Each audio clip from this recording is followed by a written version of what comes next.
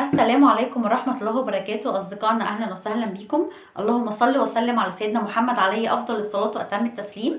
أول حاجة نعملها نضغط اشتراك ونفعل جرس القناة عشان أي وصفة أو تمرينة تنزل لك إشعار وتشوفيها وتستفادي منها.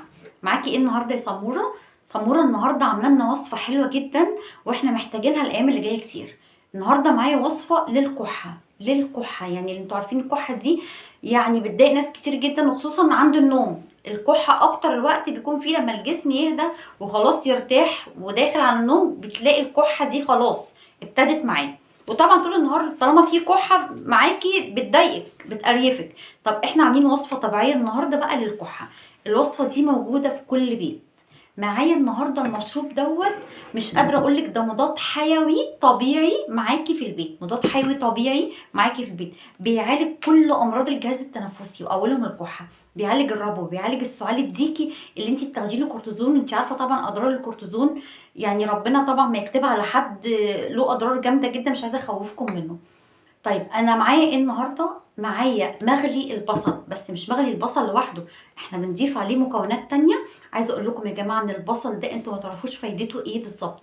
البصل ده فيه كبريت طبيعي، كبريت طبيعي يعني بيغنيكي عن مضاد حيوي طبيعي وصحي، مش هيضرك هيفيدك.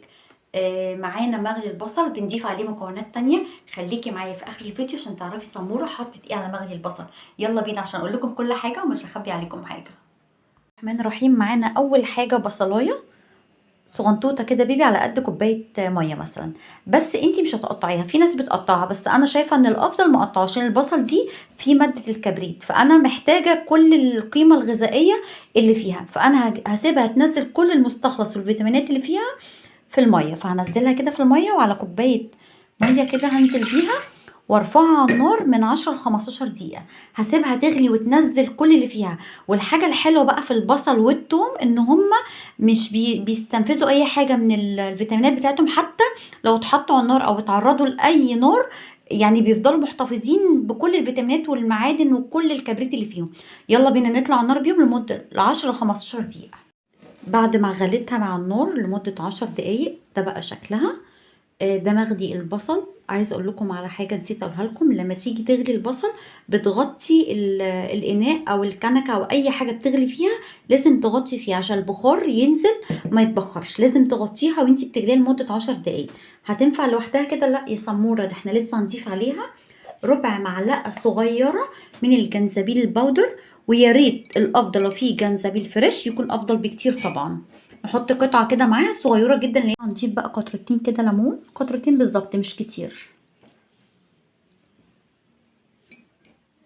اشيل بس البذر بتاعها واقلبها. مشروب جميل جدا يا جماعه بجد، ده مضاد حيوي قاتل قاتل لاي فيروس في الجسم، غير ان هو بينقي تماما الجهاز التنفسي وبيطهره.